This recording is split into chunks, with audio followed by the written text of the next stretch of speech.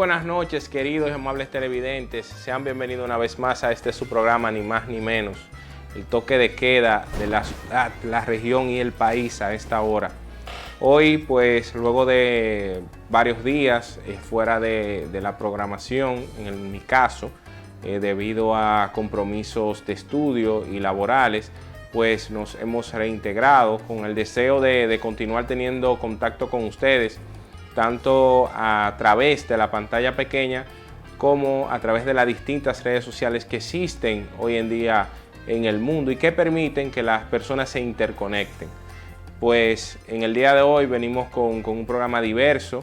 Tenemos con nosotros para compartir esta pequeña tribuna a un amigo, una persona ya que es parte fundamental de este programa, que tenía, al igual que yo, algunos días sin pasar por acá, que nos honra con su presencia y el cual va a discutir con nosotros innumerables temas que tienen perspectivas jurídicas y políticas, pero que son temas que impactan de manera directa a la sociedad en general.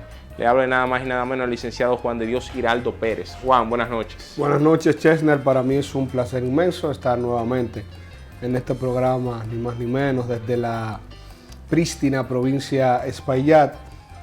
Para mí es un privilegio estar en este escenario discutiendo diversos tópicos de interés para el pueblo dominicano. Juan de Dios, sin más, vamos a iniciar con un poco de farándula. Vamos a hablar un poco de un tema que ha sido un tema que ha copado las redes en esta semana. Sabemos que lamentablemente, podemos decir que lamentablemente, porque las redes sociales son muy influenciables por personas que pueden ser personas o no personas, puede ser inteligencia artificial y puede crear marcos de opinión que sirvan para tapar otras opiniones. Por eso decimos que lamentablemente, porque antes, Juan de Dios, pues de alguna manera las opiniones se hacían llegar a través de panfletos, de los periódicos, vamos a decir, de escritos que estaban en un momento proscripto o que estaban desdeñados por la sociedad o por el Estado, por el establishment.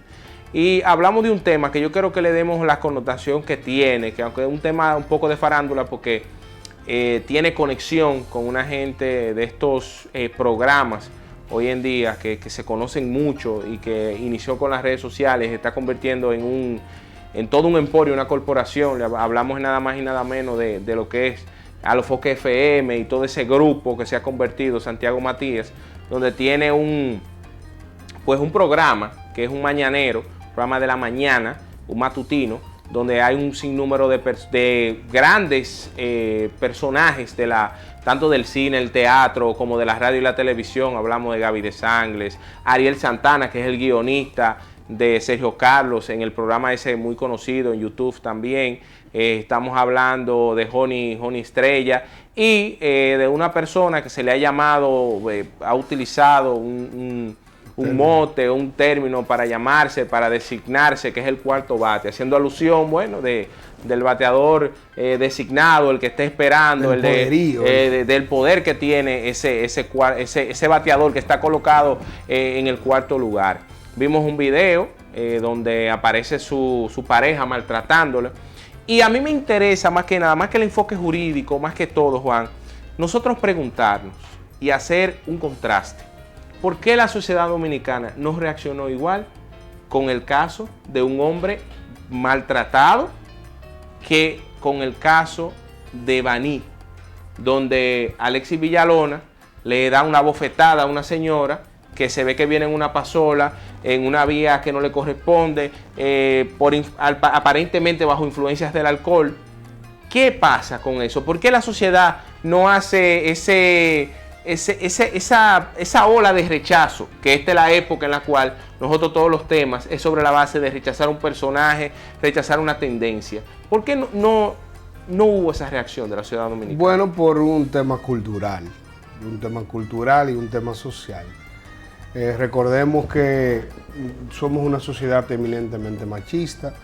No es la misma forma en que se ve cuando se golpea a un hombre que a una mujer. Es más, al hombre que se ve golpeado lo ven como una persona débil. Y eso es una cuestión sociocultural de raigambre ancestral. Entonces, de eso es un tema, pero también el dominicano le gusta colocarse siempre como el más débil, el más desvalido. Cuando vimos el caso de Baní, la mayoría, por un asunto de afinidad, se sintieron identificados por una mujer, por el mismo hecho de ser mujer, pero además viene de estratos humildes. Y Alexis en una jipeta, con toda esa petulancia, esa arrogancia. Armado, se vio brusco. En el caso de Casals, una persona que ya tiene cierto nivel cultural, formación, se puede decir que tiene un estatus económico distinto. Por lo regular, el dominicano se coloca en relación al más débil. Y eso es un tema, también el asunto de la doble moral, porque aquí la sociedad tiene la moral muy elástica.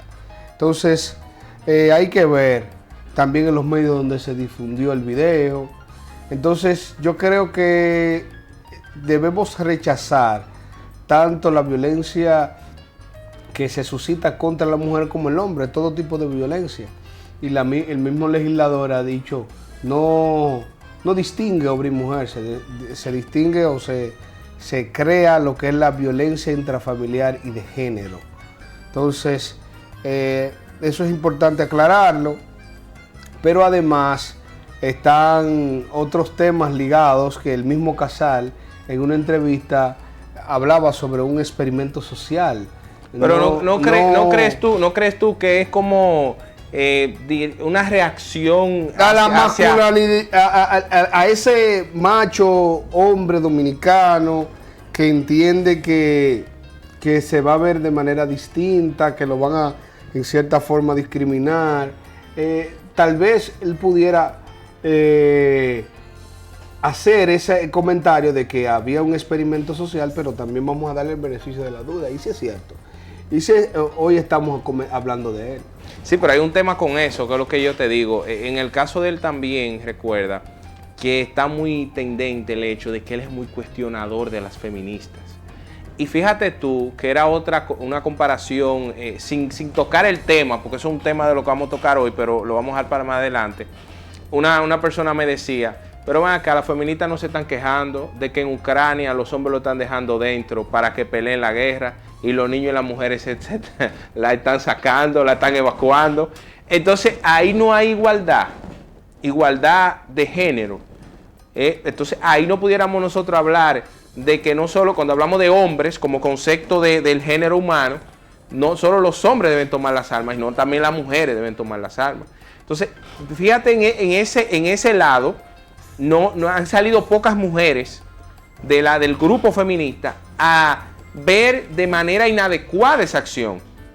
La única que yo vi que reaccionó fue Soy la Luna, criticando a Gaby de Sangles y criticando a Joni Estrella porque aparecieron en un video jocoso burlándose de él, pero era que ya no sabían tampoco que él había sido objeto de maltrato.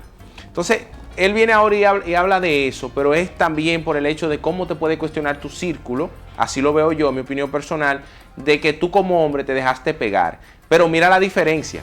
Si él hubiese tan siquiera empujado a esa muchacha, que por demás estaba manejando el vehículo, porque la gente no entiende que el video está grabado en un retrovisor y por eso se ve inverso.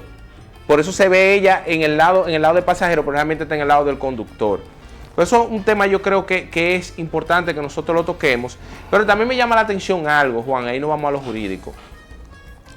Decía una fiscal que no se identificó en un programa que en el caso de la violencia que se ejerce en contra de un hombre, es obligatorio que él coloque una denuncia porque el Ministerio Público no lo puede investigar de oficio. Y ahí paso a explicarte algunos de los temas que se dan con esto. Si bien es cierto que en el caso de golpe y heridas, te habla la norma de que son de acción pública e instancia privada, todos los golpes y heridas, que no sean en contra de menores de edad o que no sean por temas de violencia de género, ni en el ámbito intrafamiliar. Pero entonces ahí viene la discusión. Dos personas que tienen una relación de pareja pero no viven juntos, que de alguna manera tienen una relación que es en ese sentido que no es conocida por la mayoría porque no tienen un hogar, no tienen un centro. Pudiéramos nosotros decir entonces que en ese caso, colocando esa situación, si él no colocase la denuncia, entonces como él no coloca la denuncia, el Ministerio Público no está obligado a investigarlo, como pasó con el caso de Baní, de Alexis Villalona. Eso es un error, porque real y efectivamente lo que buscó el legislador en la ley 2497 es proteger el núcleo de la familia. Y ya yo no puedo tener un hogar, pero yo puedo tener una relación de pareja con una persona y podemos ser dos radicales libres que vivamos en distintos, pero hay un marco del sentimentalismo que nos convierte en una pareja.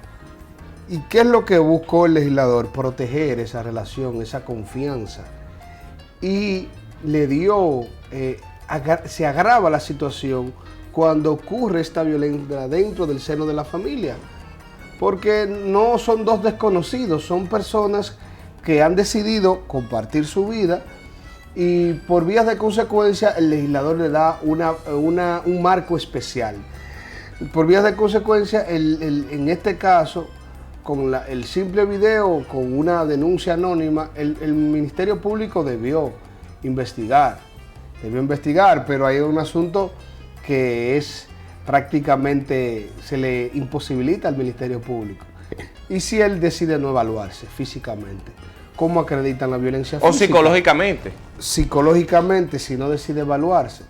Entonces está imposibilitado el Ministerio Público para buscar la cintila mínima probatoria para hacer una investigación y posteriormente solicitar una medida de coerción. Juan de Dios, en ese mismo ámbito de ideas, yéndonos a farándula, y yo creo que este va a tener, dentro de la justicia va a tener que tener como un fascículo donde diga dentro de la red, para hablar un poco también de las tendencias de la red. Es una tendencia un poquito vieja, pero vieja en el tiempo, porque ya como estamos viendo en la revolución de la información y que todo es efímero, ya podríamos decir que ya una información en 5 horas se pierde, pero es una información que se fue más allá del tiempo, se extendió en el tiempo porque los actores quisieron pues llevar su caso al ámbito judicial. Y te lo voy a poner fácil, tú te vas a ubicar en el caso que te estoy hablando. Derecho de propiedad, derecho de admisión o derecho a que no te discriminen en el tema de los negocios. Tengo mi restaurante, tengo mi bar. Yo quiero establecer los parámetros sobre los cuales la gente accesa a mi servicio, pero es un servicio abierto. Es un servicio abierto al público. Entonces, yo no tengo derecho a no discriminar, ¿no? A segmentar y decir qué tú tienes que cumplir para entrar acá. Y se da la discusión porque, por ejemplo, un negocio puede estar abierto al público, pero si hay un cantante, aunque todas las noches no se pague taquilla, en esa noche hay que pagar taquilla. Entonces es una regla que está colocando el negocio. Si tú no tienes la taquilla, aunque sea abierto al público y todos los días esté abierto, tú no puedes entrar. Otro elemento que se suma. Tengo mi negocio. Este negocio yo lo tengo completo sobre la base de lo que Salud Pública por ejemplo, en el caso del COVID, me decía que yo tenía que cumplir. Y yo estoy cumpliendo con esas reglas. Entonces tú ya no me puedes entrar porque aunque tengo espacio, ya yo no puedo meter más personas de lo que el local puede admitir. Entonces, ¿cuáles serían los parámetros y cuál sería tu idea con respecto a eso? ¿Realmente hay un tema de discriminación con el tema de la ropa, con el tema de la vestimenta, con el tema del peinado? ¿O podemos decir que eso simplemente estaría por encima el hecho de que tu negocio, tú puedes establecer las reglas para la admisión? Bueno, es un asunto de ponderación. Es verdad que en nuestro país está proscrita la discriminación, no se puede discriminar a nadie por el sexo, raza, porque somos iguales todos ante la ley. Y ante la sociedad debemos ser iguales, pero hay una máxima que no hay igualdad entre desiguales. ¿Qué te quiero decir con esto, Chester? Que a veces las sociedades colocan reglas. Por ejemplo, para ir al teatro, tú tienes que ir conforme a un protocolo de vestimenta. Tú no puedes ir con pantalones cortos para ir al teatro, por ejemplo. Para ir Por ejemplo, para entrar a... El tema de la hora en el teatro, que si a las 8 soy Sí, 9, trono 20, a las 8 entonces, cierran las puertas. Hay que ver el contexto donde surge el hecho. Es verdad que en un momento en este país no se admitía, a veces por el color o por la forma en que se veía. ¿Tú crees que todavía eso se está dando en este país? No creo. Lo que sucedió en un restaurante famoso en Santo Domingo fue por un asunto de vestimenta, y a veces cuando tú tienes destinado a un público y tú vas con una forma no apropiada, tu marco, tú te circunscribe al público que tú quieres captar. Y tú no puedes permitir que en ciertas personas con una vida licenciosa vayan como le dé la gana. Por ejemplo, yo no puedo ingresar a un restaurante e ir con un radio y prenderlo. No es posible. Hay ciertas reglas. En este caso, entiendo yo, lo que sucedió en un restaurante no es un asunto de discriminación, sino un protocolo, una regla. Mira, aquí se admiten de esta manera. Tú vienes con esas condiciones y tú vas a ser admitido. Entonces, yo creo que en este caso no hubo tal discriminación, pero es un asunto de ponderación. Yo creo que en el país no existe como tal discriminación para ingresar a ningún lugar de diversión, ningún restaurante. Entiendo que no. Yo creo que quizá la única discriminación que puede ser es pecuniaria. Quizá, diría yo, el que tiene su dinero, y hay que decirlo, si tú tienes el dinero para tú consumir en un lugar, pues aquí en República Dominicana ya hay que decirlo eso. Ya no, antes sí, también hay que establecer, Juan, antes, aunque tú tuvieras dinero, y todavía, aquí hay clubs que independientemente tú tengas dinero, no te dejan entrar. Yo recuerdo una historia que hacía un comunicador, que también es abogado, que estaba con un vendedor de megaproyectos, esos megaproyectos que hacen para allá, para el este. Y un solo beisbolista le compró 3 apartamentos. Dentro de esos 3 apartamentos, los 3 eran penthouse que él compró, parece para sus hermanos y eso, y para tener el uno. Cuando el representante de ventas lo llamó y le dijo quién estaba comprando eso, él dijo: devuélvele su dinero, que yo no quiero eso cadenuce y ese problema ahí dentro de mi hábitat. Yo eso lo estoy vendiendo para personas pensionadas, personas que vayan a estar tranquilos, que quieran vivir una vida en paz. Entonces, en esos casos, es por un tema como tú decías, del público que tú quieres accesar. Pero date cuenta ahí no se está dando una discriminación por el color, no se le está dando una discriminación por el estatus social, está dando una discriminación sobre la base de que ese grupo de personas, bajo, vamos a decir, ciertos estándares que hay, pues si no vemos el caso de David Ortiz, un tipo famosísimo con muchísimo dinero y metido en la Venezuela, en un lugar donde estaba sobreexpuesto. Entonces también como que tú ves los perfiles. Entonces me llama mucho la atención porque al final, Juan,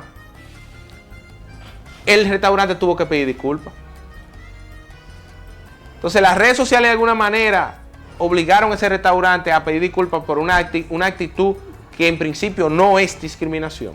Bueno, tú sabes que hoy vivimos con el poder de las redes. Las redes son un medio que ejerce un poder increíble y se vive por y para las redes. Y entonces a veces ellos entienden que el mal menor era pedir disculpas. Y eso pudiera acarrearles consecuencias y eso se convierte en un escándalo. Y ellos no buscaban eso. Pero eso es parte del poder que ejercen las redes, que sirven para educar, pero también para mal informar y desinformar. Pero no creemos entonces que tenemos que mandar un mensaje a la gente de que si tú vas a un lugar, pregunta el protocolo de cómo se recibe en ese lugar, para que no tenga que pasar eso, porque también es vergonzoso que te devuelvan de la puerta, es vergonzoso. Pero pregunta los protocolos, porque al final es el derecho del negocio. No debiera tener un protocolo. Yo creo que con desnudo no se va porque nosotros Cuando digo, somos una sociedad- ¿tú crees que se llega una Kanye sociedad- West? ¿Tú crees que se llega Kanye West en unos pantalones cortos con unos Yeezy? ¿Tú crees que a él lo devuelvan de la puerta? No creo. Esa es la pregunta que tenemos que hacer. O una Kim Kardashian que llega ahí con un escote súper pronunciado y con su pecho protuberante. O depende de quién puede ir a ser acompañada. También es un tema. Juan, yo quiero que nosotros toquemos un tema que son uno de los ejes centrales del día de hoy, que es el tema de la posible, y vamos a decir como dice Hipólito, que es un armador y conocedor de cómo que se hacen las cosas en el poder, porque él sabe cómo se hacen las cosas en el poder. Decía, eso está seguro, como quien dice. Pero vamos a hablar sobre un aspecto jurídico, algo muy importante, que tú sabes que no es una discusión pacífica.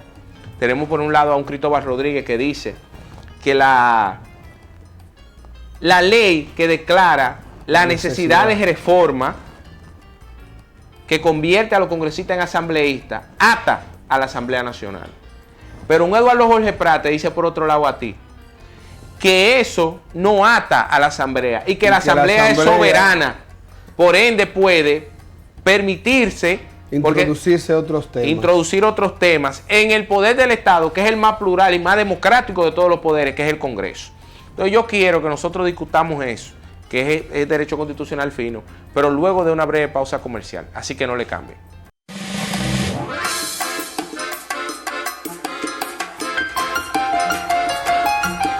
Sí, reiterar las buenas noches y agradecer la sintonía que ustedes mantienen con nosotros, gente ni más ni menos. Hoy con Juan de Dios Giraldo y Chesnel Calcaño. Juan, antes de la pausa dejábamos en el aire el tema de la ley que declara la necesidad de una reforma constitucional.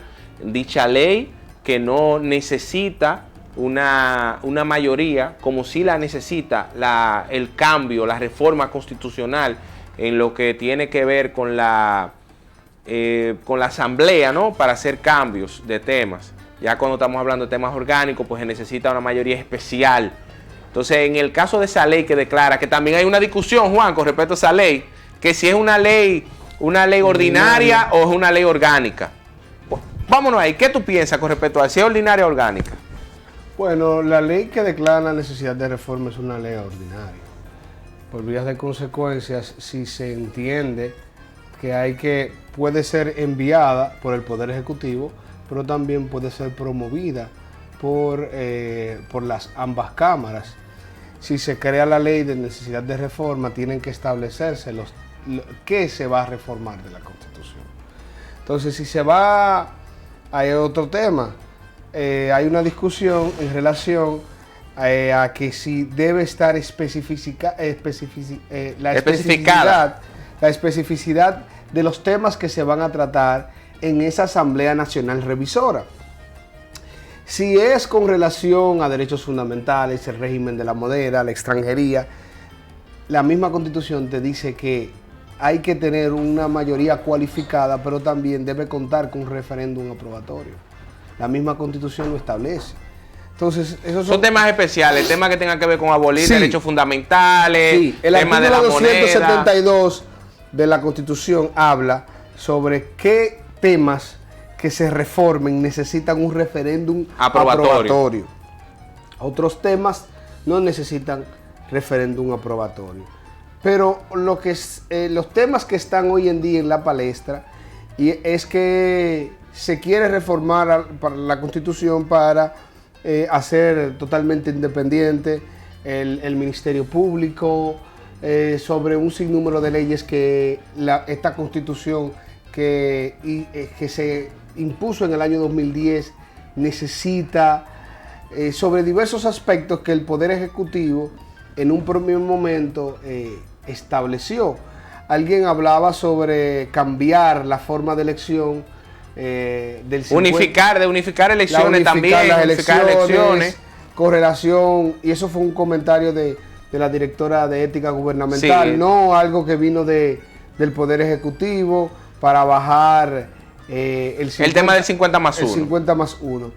El Poder Ejecutivo llevó este tema al Consejo Económico y Social, pero también a los partidos políticos, a una mesa de diálogo que vimos en el día de ayer, antes de ayer, que el PLD, Fuerza del Pueblo y PRD se pararon de la mesa del diálogo y no estuvieron de acuerdo. Regularmente todas las reformas para que tengan un final exitoso necesitan el consenso de la mayoría. No, por un tema de legitimidad, porque recuerda tú que Danilo Medina en el año 2020 tenía los números para modificar la Constitución. Los números los tenía. Pero ¿qué pasa?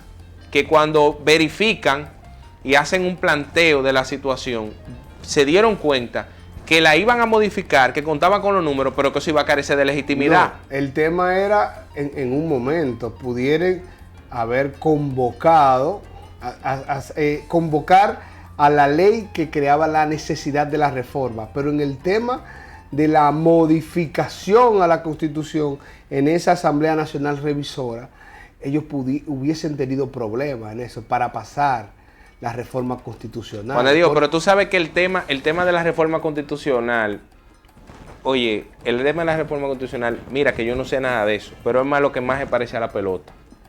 Que en la pelota tú tienes la posibilidad de tú traer jugadores de otros equipos o traerlos de otros países para tú colocarlos en posiciones estratégicas. Siempre y ya Hipólito Mejía, acuérdate, no contaba con los números en el 2004 y colocó la reelección ahí. Pero la Constitución del 2010, que eso fue lo que se nos vendió. Que no me gustó, pero no me gustó una palabra que tú usaste. Esa Constitución del 2010 quiso blindar la Constitución. Mira, mientras más sólido es la democracia de un país, menos reformas constitucionales necesita. Entonces, nosotros, ¿cuántas reformas constitucionales a lo largo de nuestra historia hemos tenido? Muchísimas, más de 40. Sí, pero la gran mayoría de las reformas solo es para cambiar el tema del plazo de elección, es decir, el tema presidencial. Tenemos que ser claros en eso. Nosotros quizás en el año 2010 tuvimos la constitución más democrática después de la de 1963 y también teniendo de cerca ahí la constitución de Moca también, que es una constitución de 1868 creo, que es una constitución también que ha sido avalada como una constitución de mucha democracia y que trae un sinnúmero de elementos ahí que forman un estado que tú dices en los años 1800, pensar en una República Dominicana como esa, como que tú dices de demasiada visión. Entonces, la del 2010, no me gustó una palabra que tú usaste, que fue impuesta. La del año 2010, la Constitución del año 2010, y tenemos que recordar al fenecido, ¿cuál sería la palabra a utilizar? El mayor dialogador y quien más pleitos políticos y sociales dirimió en este país. Nos guste algunos temas de él, porque no hay nadie que sea totalmente bueno, que no tenga nada de malo. Si hasta Trujillo tuvo cosas positivas para el crecimiento institucional del país, pero mató mucha gente y causó ese magnicidio de la hermana Mirabal, pues tiene sus puntos negativos, pero no podemos dejar de lado lo positivo. Eso mismo pasa con Agripino Núñez Collado. Y la Constitución del 2010 fue la Constitución más debatida. Y esa Constitución, me acuerdo yo, que en ese momento estaba en la universidad, y tú también estabas en la universidad, que hubo un consenso a nivel nacional porque todas las universidades participaron y todo el mundo tuvo la posibilidad de dar una opinión con respecto a ella y creó un marco institucional que no estaba. Antes del año 2010 no existía un Ministerio Público Independiente porque no había una ley orgánica del Ministerio Público que estableciera un consejo del Ministerio Público, que estableciera la carrera del Ministerio Público. Es decir, antes de la Constitución de 2010 no existía ese parámetro. Yo no quiero entrar en el aspecto político, pero sí me interesa mucho hablar, porque nosotros podemos decir, bueno, el presidente en la ley, en el proyecto que deposita al presidente del Senado o a los presidentes de ambas cámaras, le dice, mira, yo quiero que saquemos a la figura del procurador del Consejo Nacional de la Magistratura, que debo decir que quien trajo un inconveniente con respecto a eso fue el inconveniente pasado con el ex procurador. Pero antes de eso no recordamos ningún tipo de evento que haga pensar, y decía Radamés Jiménez, Juan, que lo que llevó a colocar al procurador en el Consejo Nacional de la Magistratura era lo siguiente, decía Radamés Jiménez. Por el lado de la Cámara de Diputados, 2 representantes. Por el lado del Senado de la República, dice el ex senador Julio César Valentín, que nos dio clase en la maestría de Derecho Constitucional, que no existe Cámara de Senado, sino el Senado, que lo que es la Cámara Baja, ¿no?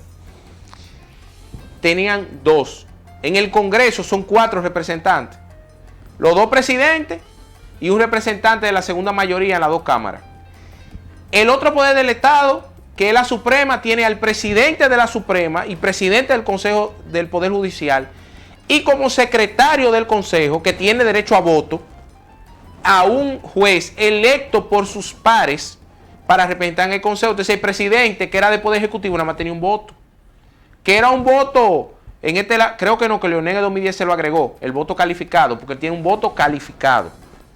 Entonces, decía Radamés Jiménez, nosotros, para equilibrar, colocamos la figura del procurador. Que lo único que hizo mal uso de eso fue el procurador pasado. En un caso, fue el caso de la procuradora de ahora. Entonces, él manda esos elementos. Pero si un de los asambleístas o 2 se ponen de acuerdo y dicen, por ejemplo, que puede pasar, vamos a discutir el tema del 50+1, vamos a reducirlo, porque sabemos nosotros que en política existe que una cosa es lo que dice el líder ante la Cámara y otra la que manda por abajo con sus partidarios. Dice, no soy yo, no, como han dicho muchísimo, como dijo Leonel, como dijo Danilo, yo no quiero reelegirme, es el pueblo que me está pidiendo. Entonces, dentro del marco jurídico, y en mi opinión, yo no veo un impedimento para el Congreso Nacional como asambleísta de que ¿quién se lo va a limitar? ¿Quién le va a limitar a ellos que discutan ciertos temas que no está dentro de la ley que dice cuáles temas se van a discutir? Porque a mi juicio, esos son sugerencias del Ejecutivo. Yo entiendo que vamos a discutir estos temas, pero los asambleístas van a hacer como pasa con los préstamos, que ellos nada más los rechazan o lo aprueban. Hay tan temas de discusión social y ellos representan distintas demarcaciones y deben llevar otros temas. Cuando se convoca a la Asamblea Nacional Revisora, que es el órgano de mayor representación en el país, y se le da la facultad de Asamblea Nacional Revisora, la doctrina tiene 2 vertientes.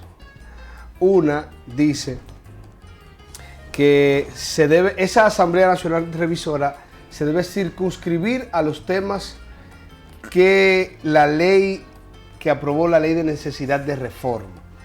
Pero hay otra doctrina, y puedo circunscribirme en la misma, que establece que el constituyente derivado, que en este caso es el asambleísta, tiene la facultad de poner un tema de relevancia a discusión en esa Asamblea Nacional Revisora. Y es totalmente legítimo. Está en la palestra que si eso no puede debatirse, que debe estar preestablecido lo que se va a discutir, pero hay otros que dicen que no es necesariamente, y que puede surgir dentro de esa Asamblea Nacional Revisora temas del interés general. Pero que también hay un tema. Y te digo, tú decías, la reforma, el presidente no necesita reformar la Constitución para repostularse. No. El presidente tiene el camino libre No, eso es cierto, pero acuérdate tú, este es el único presidente que está en procura de reformar, por lo menos ante la Cámara, en procura de, y hemos visto unos periodistas que hablan de Cámara de Cuentas Independiente, que no sé qué se puede hacer con el tema con el tema de la Cámara de Cuentas. Y tiene toda la ilusión de crear un país lo más institucionalizado posible. Y si logramos los niveles y los estándares de independencia en todos los estamentos del Estado, podemos tener una república democrática más, dominicana más democrática y más soberana. Y las buenas intenciones del presidente están. Ahora bien, hay que ver si se conjugan todas esas buenas intenciones con los intereses políticos de otros actores del sistema, y se logra esa transformación que se aspira desde el Ejecutivo. Yo creo que, y ahí yo me voy mucho con Maquiavelo, los cambios hay que hacerlo de manera gradual, los cambios estrepitosos siempre dan muchas fricciones. Con el tema, muy bien como tú dices, no podemos negar que el presidente de la República tiene muy buenas intenciones. Yo creo que él más que nada quiere hacer un gobierno en búsqueda de preservar su nombre, el nombre familiar y lo que quería su padre, ¿no? Así lo veo yo. Ahora, lo que digo yo es que siempre hay un sinnúmero de segunderos, para utilizar una palabra, que están ahí en procura de reelegirse ellos. Ellos quieren reelegir al presidente y quieren abrir unos temas, pero es para reelegir ellos y sus intereses. Entonces, con el tema del Ministerio Público, yo creo que es el bastión que se está utilizando de parte de la sociedad civil y de parte de algunos comunicadores y políticos para decir, bueno, que no quieren Ministerio Público Independiente porque son corruptos. Pero todos sabemos que dentro de la persecución que hay en este momento del Ministerio Público, que es solo una persecución que atiende a temas de corrupción, aunque vemos ahora el tema Falcón y Discovery. Pero los dos temas, Falcón y Discovery, ¿quién ha sido que ha inspirado esa persecución? La embajada norteamericana. Antes de que la embajada norteamericana y el FBI viniera aquí, porque le estaban acabando con el dinero de los pensionados en los Estados Unidos, acabando. Antes de eso, la República Dominicana no se daba cuenta que todos los sábados y los domingos estaba llena de jovencitos explotando botellas, moé, que los llamados chiperos, que llegó un momento que todos los Honda Civic estaban siendo comprados por estos jóvenes y la policía los detenía porque se decían que eran chiperos, porque había una red que cobraba el dinero de pensionados en los Estados Unidos a través de personas que vivían allá, lo cobraban, lo depositaban, porque recordamos que allá el sistema postal funciona y por ahí se puede enviar dinero y de todo, y después lo remitían a la República Dominicana. Había las diferentes formas que hay de enviar, por eso viene lo de chipero, de ahí viene ese tema, y compraban PlayStation, compraban un sinnúmero de marcas, compraban hoteles, tú veías los resorts llenos, Juan de Dios, que habían gente que tenían ya esta agencia de viaje, porque con tarjetas de crédito clonadas, pero para eso tuvo que venir el FBI para que se dieran cuenta de eso. Entonces, el Ministerio Público ahora lo que está funcionando nada más es para seguir, caerle atrás a los temas que tengan que ver con corrupción, y nada más está funcionando el PETCA ahora. Lo otro está dejado de lado. Entonces, hay que tener cuidado con eso, Juan, y ahí nos vamos a un tema que yo siempre te dialogo. El poder no se cede uno, pero tampoco el poder se puede agrupar ni en una persona, ni en un grupito de personas. Porque llega un momento en que ese grupito hace un uso desmedido de ese poder y se creen hombres entre los hombres, que, como dice la rebelión de la granja, convencieron a todos de andar en cuatro patas y después en un momento se erguieron para verse por encima de los demás. Entonces hay que tener cuidado con eso, porque pudiéramos nosotros abrir una caja de Pandora y las buenas intenciones del presidente irse sobre las manos de un grupo de congresistas que lo que quieren ellos reelegirse ahí. Yo creo que debemos crear instituciones, no instituciones, hombres en base a las instituciones. Se está haciendo una gran labor dentro del Ministerio Público. ¿A qué tú te refieres con eso, Juan? Bueno, que existen personas que están haciendo una labor dentro de, por ejemplo, del Ministerio Público, pero lo que se debe fomentar es que se siga construyendo una mística, una misión, una visión inculcada en los valores, porque mañana pudieran esas personas no estar por X o por Y razón y solamente funcionaría con esas personas. No, hay que dar una continuidad de Estado. Las instituciones deben funcionar, no importa quién las dirija. Entonces, nosotros queremos un país donde las instituciones funcionen, donde un conglomerado de personas haya un relevo institucional y que funcionen con la misma eficacia. Porque si lo hacemos en base a personas, y si esas personas desaparecen físicamente, desaparecen las instituciones. Y no queremos eso. Queremos que, es verdad, que en base a esas personas se construya la institución y que esa institución en un futuro funcione perfectamente. Eso es lo que se debe conseguir. Por ejemplo, en Estados Unidos, el Departamento de Estado quitaron Eric Holder, que era el fiscal general, funcionó. Pusieron a Loretta Lynch, funcionó. En cada una de las instituciones, el peso de la institución está por encima de los individuos que ocupan la posición. Y si logramos eso en el país, nosotros podemos contar con una sociedad que va a funcionar. Y eso es lo que necesitamos, que las instituciones funcionen. Juan de Dios, mira, hay un último tema que nosotros tenemos que tratar la noche de hoy, que yo lo voy a denominar y voy a abrir contigo cuando vengamos después de la pausa, para que tú hables la verdad del conflicto de Rusia-Ucrania, la verdad del conflicto Rusia-Estados Unidos, la verdad del conflicto Europa-Ucrania, Rusia-Estados Unidos, y el papel que juega Japón, China, dentro de ese gran tablero, que es un tablero económico más que nada. Pero luego de esta breve pausa comercial, no le cambien, que esto va a estar buenísimo.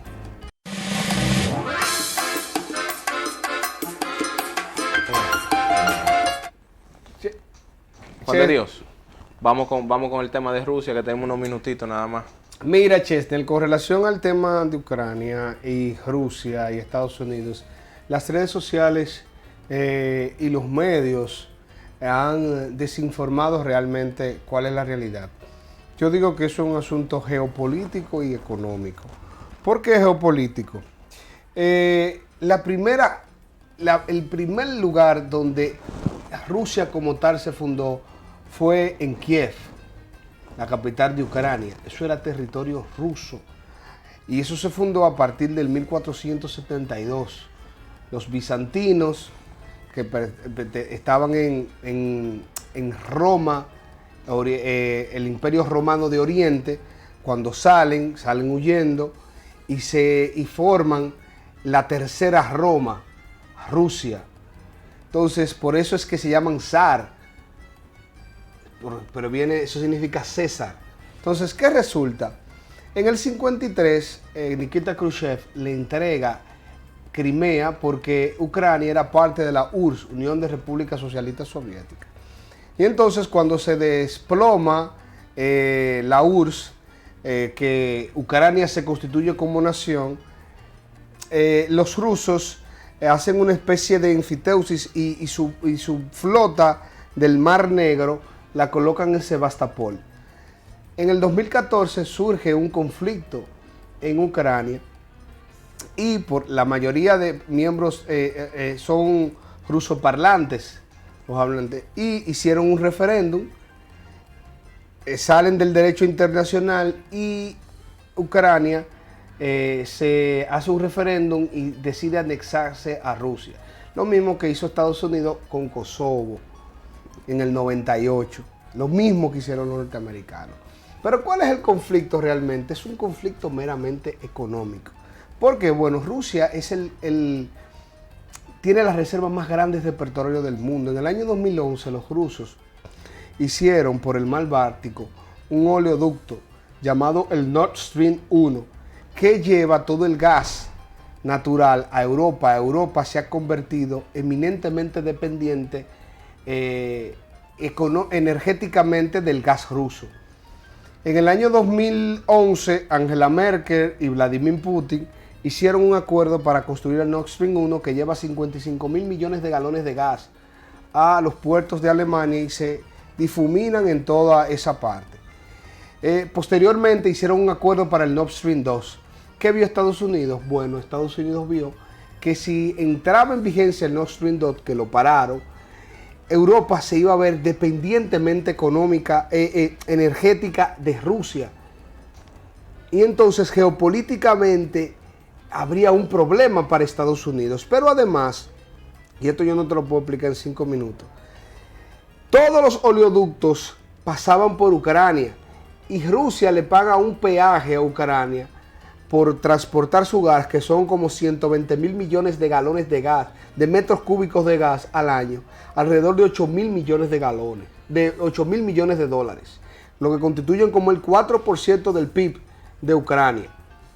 Al ellos construir el Nord Stream 1 y 2, la mayoría del gas iba a pasar por el Báltico y por Ucrania no iba a pasar tanto el gas natural. Por vía de consecuencia se les redujo a la mitad. La estrategia era primero parar el oleoducto, que lo pararon, pero además Estados Unidos en el año 49 formó parte de lo que llamó la Unión Transatlántica, la OTAN.